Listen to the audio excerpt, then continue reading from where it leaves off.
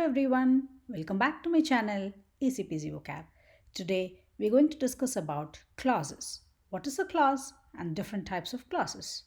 In the image you can see a beautiful kite. It's looking like a butterfly, right? I bought a kite, so I went to the park. Here I bought a kite is the main clause, main or independent clause. So I went to the park is a subordinating clause. Let's see how. Basically, verbs are words that tell you what someone or something does, right? It shows action, such as sing, go, and play. A clause is a group of words that contains a verb. Clause has a subject and a verb, unlike a phrase. It is not just a group of words, it has a subject and a verb as well. In the first image, you can see a girl happily enjoying nature.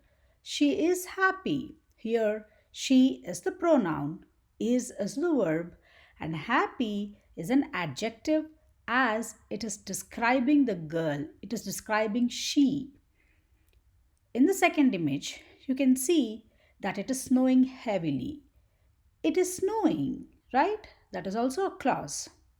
Now let's see the types of clauses. Main or independent clause and subordinating clause. Main or independent clause is a clause that makes sense on its own. So they stand alone as a sentence. They can be used as a sentence as is. Two clauses can be joined together with conjunctions to make longer sentences. So, what are the conjunctions? Fanboys, right? You know that. In the first image, you can see kids playing with blocks. We play indoors when it's raining. Here, we play indoors makes sense. That is an independent clause or the main clause. It is raining is also an independent or main clause because it makes sense on its own, right? But we join these two sentences with when. We play indoors when it is raining. In the second image, you can see some people sitting under the shade of a tree.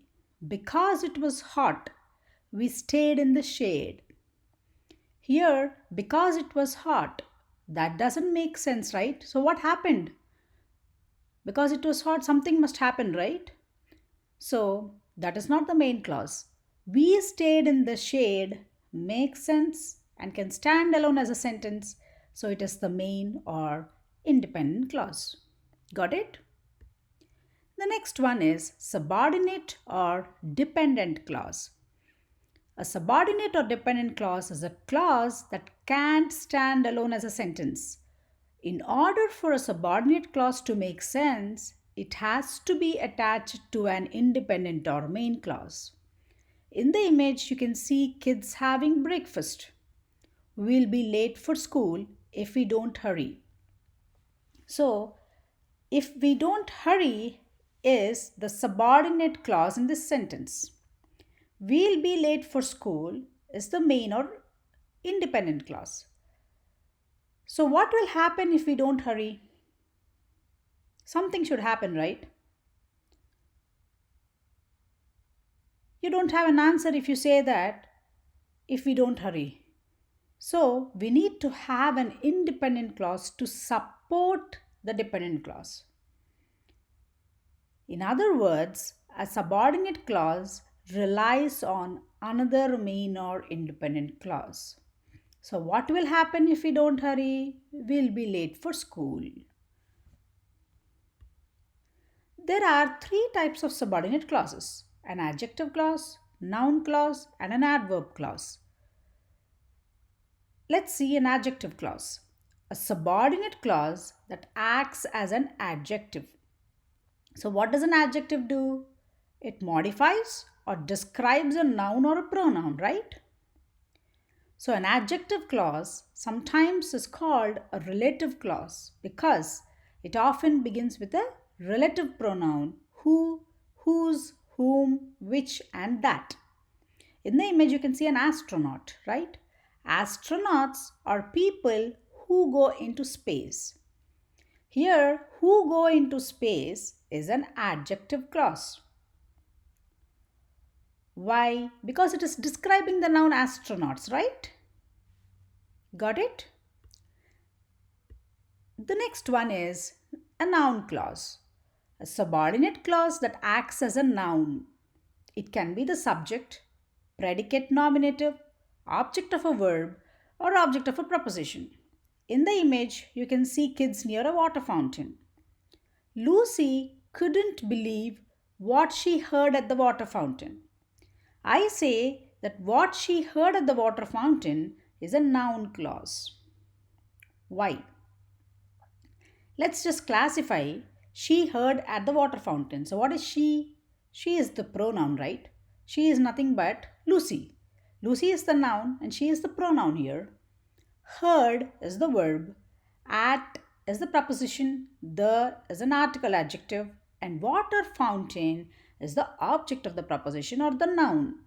So, what she heard at the water fountain is a noun clause because it is serving as the direct object of she heard. Water fountain is describing she heard, right? So, what she heard at the water fountain is a noun clause.